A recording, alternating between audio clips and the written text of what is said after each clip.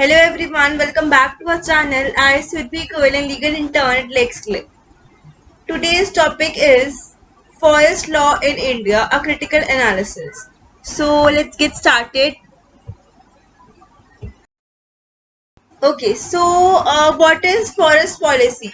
Forest policy consists of the laws and regulations that guide the protection and management of our nation's forests. Forest policies help in maintaining the healthy forest ecosystems, which are essential for working towards a sustainable future and improving the our quality of life. Since time immemorial, forests have been considered as a vital resource for survival for all life on this planet. In the olden days, man took shelter in such forests and used its various produces to survive. As we evolved, we created large cities and set up large industries and produced goods needed for our survival. But even in such a time, the need of forests did not primary source for industries to produce such commodities, which were essential for the human survival. There are also certain communities which continue to maintain this close and primary connection with the forest even till this date. The protection of forests have and always will be a major principle that every living being has to abide by. So, okay, now let's talk about the history of the forest and its policy. So, Indian Forest Act 1867. The Imperial Forest Department, set up in 1864, attempted to establish British control over forests by various legislations. In empowerment of British colonial or government to declare by land covered with trees as a government forest and make rules to manage it. Indian Forest Act of 1878. By the Forest Act of 1878, the British administration required the sovereignty of all uh, water lands, which by definition included forests. This act also enabled the administration of democratic reserved and protected forests. The local rights were refused in the case of protected forests, while some privileges which were given to the local people by the government, which can be taken away at any time. So this act classified the forest into three type of forests. First, reserve forest, protected forest, and village forest. It attempted to regulate the collection of forest produced by forest dwellers and some activities declared as offences and implementation and fines were imposed in the policy to establish the state control over the Indian forests. So, what is forest legislation?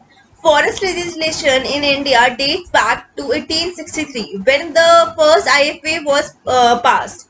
It provided for the protection of trees, prevention of forest fires, and prohibition of cultivation and grazing in forest areas. This act was later revived in 1878 and extended to most provinces of British India. Do you know what was the objective behind introducing the forest policy in our country?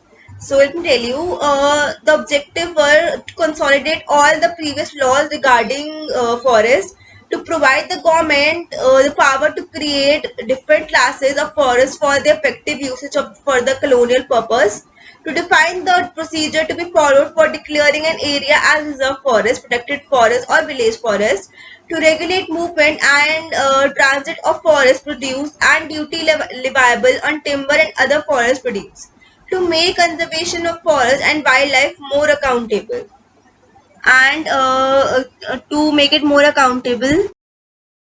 As I earlier told you that there are mainly three types of forests, so now I will explain them. So first, reserve forest. Reserve forests are the most restricted forests and constituted by the state government on any forest land or water land which in the property of the government.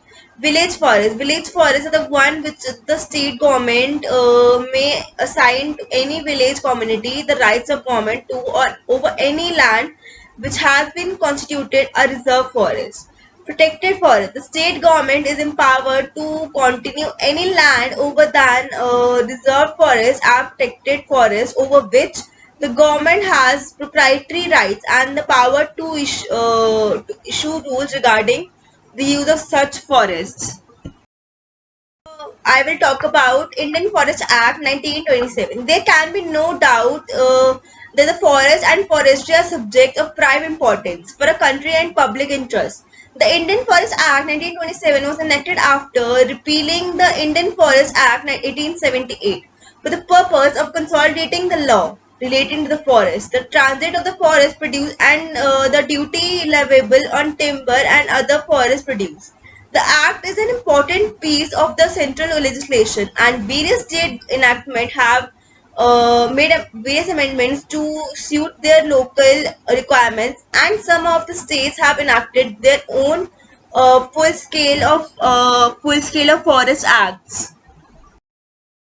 So, with this, I would like to conclude that the Indian Forest Act 1927 is a revised comprehensive legislation enacted with the intervention to deal with the revenue in the previous acts and formulate the laws of the forest. Though the act has attempted to classify the forest and protect their extensive use, it has eventually failed by providing sole direction making authority in the hands of the government, uh, making the legislation arbitrary and unreasonable in its use. The central idea of the act claimed to be different from what was eventually practiced in matters of separate lands for separate uses as the parent of the forest offensive direction. So that's all for today. I hope you liked the video. Do subscribe to the channel and we'll meet tomorrow. Thank you.